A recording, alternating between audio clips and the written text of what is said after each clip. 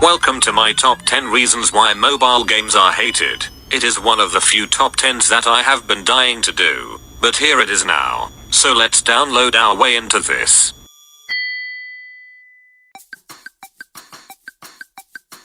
Number 10. Touch controls. Touch controls isn't really that big of a deal. They are completely fine if you're playing something like an RPG or a puzzle game. But when you're playing a racing game like Asphalt or Mario Kart Tour, a real controller would be nice. I got nothing against touchscreens in general, but they can get a bit frustrating sometimes. Now believe me, the list is only gonna get worse from here. 5 stars! 5 fucking stars! Are you kidding me? You dumb fucks! What the fuck kind of dumbass gamer gives this shit 5 stars? Go look at the reviews, see what they said. Number 9. Bullshit ratings and reviews. They are supposed to let people know what is good or what is bad. Unfortunately, just like IGN, ratings and reviews can be complete lies. I found this article on makeuseof.com. Let's take a look. Instead of being honest, people associate 5 stars as good and 1 star as bad. So I guess there's no in between in this situation. You also cannot rely on reviews nowadays, whether it'd be something like this or something like that. This website has a lot to say about these ratings and reviews being scummy. Feel free to look it up for more info. Link is in the pinned comment. Here's another red flag. If a game has way more 5 stars than any other rating, would you trust it? Good so far. This game is amazing. Really enjoying the game. Love playing my favorite heroes. Hope more cool stuff comes out. These are all the goddamn I bet you anything Warner Brothers paid people to fucking put these reviews in here. Go to 6. Man, this rules. Been waiting for a good DC game for a while. This game is a combination of Marvel Avengers Alliance and the Star Wars Galaxy of Heroes game. You probably shouldn't, especially a game that is an obvious cash grab. Look, I get that not all ratings and reviews are false, but still, it's best if you stay away from greedy corporations, like EA. Number 8. Some mobile games are inferior ports of console games. Example A. Need for Speed. No limits. This game obviously has touch controls. The races are short AF. The majority of these cars are near impossible to unlock without making in-app purchases, and is loaded with microtransactions. The game can be pretty fun at times, but all of the flaws I listed just kills it for me. Example B. Mario Kart Tour. You can already tell just by looking at the gameplay. If you can't, check out this video right here. Anyone who played Mario Kart Tour since its launch would know this shitty situation. There was this New York set, where you can pay $20 to play as Mario. What? In a game called Mario Kart. Oh, hell no! Example C. Call of Duty Mobile. Actually, can't believe I'm saying this, but Call of Duty Mobile is decent. My only complaint, however, is this annoying Battle Pass thing. That's what a few other games are doing. Let's be honest, I would take those games over these any day of the week. But if we're talking about the mobile versions on their own, you could have a good time, unless if they happen to have a significant flaw. For example. Number 7. Energy bars. Here's how it works. In a certain mobile game, you use up energy by playing a level. The more you play, the more energy you'll deplete, and once some of your energy is gone, a timer will start ticking, and when the time is up, you get energy back. In Need for Speed No Limits, you select a car, select a mission, and use fuel. Here's the catch though, the fuel you have goes for all of your cars, so you won't be playing this game for very long. In Mortal Kombat Mobile, however, these energy bars are a lot more generous. Each fighter has their own energy bar, so you would be there all day playing, swapping out characters while the characters you've already used are replenishing their energy. This isn't exactly that big of a deal because I haven't seen anyone complaining about it. Rather, we all criticize on more egregious stuff, and you could probably guess where I'm going with this. Hey guys, it's me, Flying Gorilla, from my new app on the App Store, Flying Gorilla. It's a free download, so I hope you check it out, and I hope... Number 6. Ads. I remember about a few years back, these mobile game ads truly felt like they were everywhere. Allow me to explain. You play a game terribly on purpose. Put whiter box on top with black text. I spent 5 millennia trying to beat this level, or something like that. And that's all you need to do to advertise a mobile game. Even without a ridiculous message like this, they never cease to amaze me.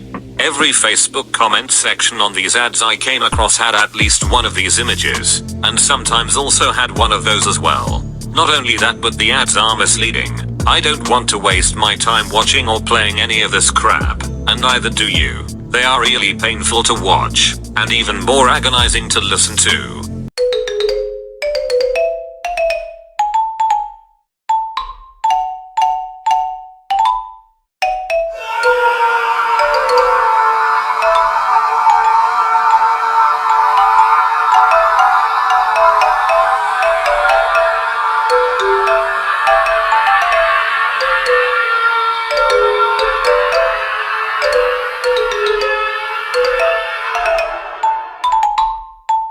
Luckily, I have this app called Blockada Slim. When you open the app, you get a message that says that it's banned by Google. The newest version, called Blockada 6, is locked behind a subscription.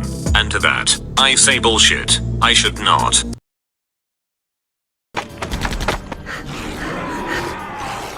Help me!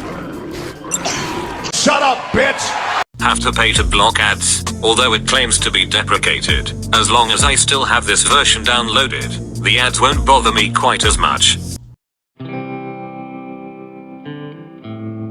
Number 5. They can either be too slow, too difficult, or too boring. This is a bit complicated to talk about, so let me just give you why it's a valid reason. Too slow. Almost every time when you boot up a game, you never feel like making progress. You could play for months, and you're just barely going anywhere. Too difficult. When you get to a point in the game where the developers make it too difficult on purpose, you have to constantly grind, in the hopes that you might match the stats of your enemies. How about the aforementioned energy bars? Since you have to wait for energy bars to replenish, you'll be stuck for a long while. As for too boring, well, just stop and find a more fun game. That's all. So you get the idea behind the 3 adjectives. Carry on. Number 4. Loot boxes. Boxes that may have really cool loot, or crap that you don't want or need. When you do get something rare, you'll feel relieved because you finally got what you wanted. How often does that happen? Well, I would say about 5% of the time. Sometimes you might receive duplicates for things you've already fully upgraded. This is basically gambling. You're gambling your life for the chance you might get something awesome. If a game has loot boxes, and those boxes contain items that can upgrade your stats, then the game is just luck over skill. Number 3. Overpriced in-app purchases. In-app purchases are fine, only when they are done right. But a lot of these games go way overboard with these prices, especially when they have an option to spend $100 on getting a large amount of gold or whatever in-game currency the game has. In fact, if you want the entire original crew from the Enterprise, from the original Star Trek show, it's going to set you back 250 dilithium crystals, which is about $36. What the fuck?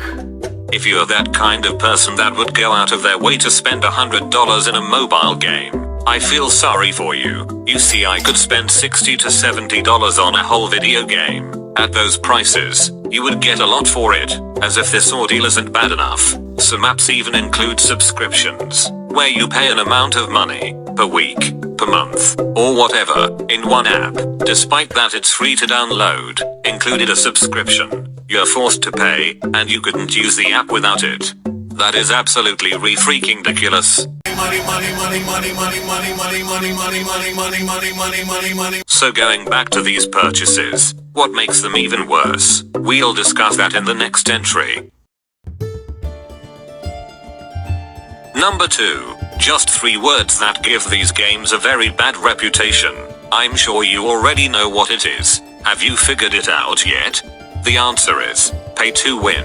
Why bother putting effort into progressing through the game when you can pay hundreds and hundreds of dollars to instantly gain the upper hand, putting everyone else in an unfair disadvantage? Apparently not everyone has a lot of money to burn. If you ain't rich, you're gonna get left in the dust. It makes these mobile games no longer fun. They suck fat asses. At this point, we've had enough with this crap. But thankfully, we got one more reason why mobile games are so hated. Okay, let's get this over with. The number 1 reason why mobile games are hated is because they're mobile games. Duh. What did you expect from these mobile games? Did you expect them to be as good as real video games? Maybe some mobile games can be fun in their own right, but mobile gaming in general has been given a severely bad reputation. Whether it's because these businesses practices that corporations really feel the need to do, or it's because of its slowness, difficulty, and just plain boredom, or it's because of its unreliable ratings and reviews, or perhaps all of the above. If you want a good gaming experience, stick to home consoles rather than mobile phones. If you disagree, well, have fun wasting your life away with the Google Play Store. Thanks for watching. Let me know what is the biggest reason mobile gaming is hated in the comments below. Like, subscribe and follow me on these social media platforms.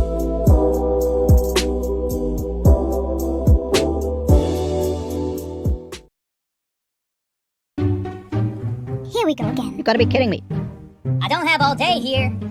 Why are you so slow? You are so slow. Hey, you loser. Why can't you figure this out?